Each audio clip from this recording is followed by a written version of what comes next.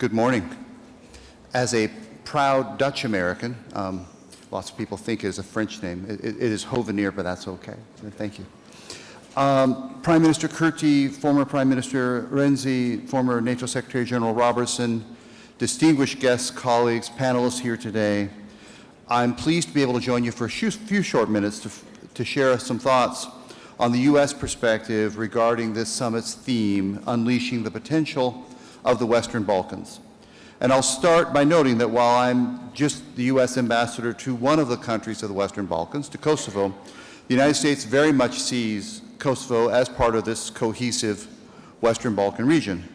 And our policy priorities we advance here at the U.S. Embassy in Kosovo fit into a broader U.S. government vision that I think we share with our partners, particularly from the EU, for the Western Balkans and for Europe.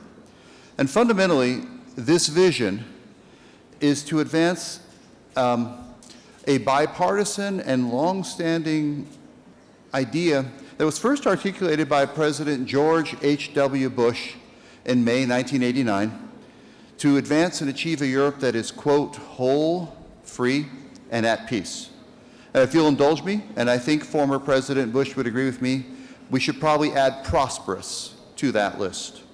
So today I'd like to share a little bit about our regional perspective, and then I want to talk about what the United States government is doing here in Kosovo to advance that perspective. Our top priority for the Western Balkans is grounded in our efforts to support European integration. We believe it is right and proper, and we want to support the European institutions to anchor the countries of the Western Balkans fully into European structures. The region's future is within the EU and as part of the transatlantic community, particularly NATO, for those who wish to belong. We are gratified to see a number of countries in the region taking steps, difficult steps, towards EU accession. We believe that every country that enters the EU is more stable, more democratic, more prosperous. They're better neighbors. And economic integration into the common regional market creates substantially greater opportunities for businesses and workers, this idea of greater prosperity.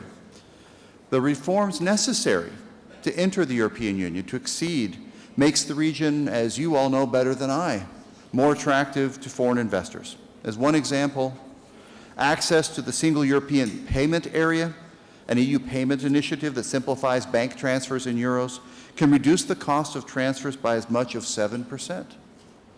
This reduces the cost of borrowing, which allows businesses to expand. And there's lots of other examples that show the benefits of regional cooperation. And that's why the United States thinks it's critical to support initiatives that bring the Western Balkan countries together to reduce barriers to cooperation, increase the free flow of people, goods, services, and capital. And while I'm here to share a U.S. perspective, and you're hearing me talk a lot about the European Union, I hope you make note of that point, because the U.S. perspective is violently in agreement with the European Union perspective on how best to support and integrate these countries. We're particularly enthused to see the EU now direct so much support and incentive to this region through its recently announced Western Balkans Growth Plan. We support the growth plan. We're committed to partnering with the countries of the Western Balkans to support them as they seek to unlock the financial incentives the growth plan provides.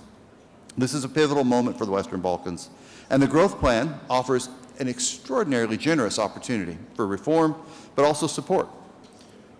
Regional stability, security, prosperity require integration. Now, I've been talking in economic terms, and a number of you are probably thinking that is all true, but what do you do when there's a lack of political will for integration or political impediments to integration? I would say two things. With regard to the growth plan, there's a real beauty to it, because it is, while it is a regional initiative, the incentives are clear. Focus on your country's tasks, do the list of things, the reforms requested by the growth plan for you, and don't wait for other countries to do something first. It's up to each country to do the work so that its citizens can benefit. In exchange for these reforms, you get direct financial support from the European Union and the promise of joining the common market together. One last point, because I'm looking at the clock and I have about a minute left. There is a political overlay to all of this, and it would be irresponsible not to make note of it. We do have to engage, I think, individually and collectively with the countries of the region on these political challenges. And in particular with regard to Kosovo, since that's where I work and live, there is a challenge associated with repositioning the relationship with Serbia and the need to see progress in the EU-facilitated dialogue together with Serbia to advance this shared agenda. But one point I want to make clear, while a series of U.S. officials, including myself, have spent an awful lot of time talking about the need for full and complete implementation by both Kosovo and Serbia of the obligations they've entered into under the EU-facilitated process, let there be no mistake, the ultimate outcome of this process has to be mutual recognition between the two countries. Anything short of that does not achieve this vision we have of a Europe that is whole, free, prosperous, and at peace, given the potential instability that could ensue. I also want to make another point. I made it yesterday, but I think it's important in this context to make it again. In that regard, I can only express concern about recent statements from the All-Serb Assembly that would make some sort of a claim that Kosovo is in some sort of a permanent, or I forgot the verb that they use now, but a substantial, critical, inalienable, I think was the word, part of Serbia. I can only say that is not the view of my government and our partners. Kosovo is not. We recognized it as a sovereign, independent, democratic state. That is not up for revision or review. That is not to be negotiated. It is to be recognized, it is to be acknowledged, it is to be celebrated, and it is to be part of this success of the region together. And irredentist or revanchist claims do nothing to promote the vision that we're talking about today. With that, I believe my time is up, so thank you very much.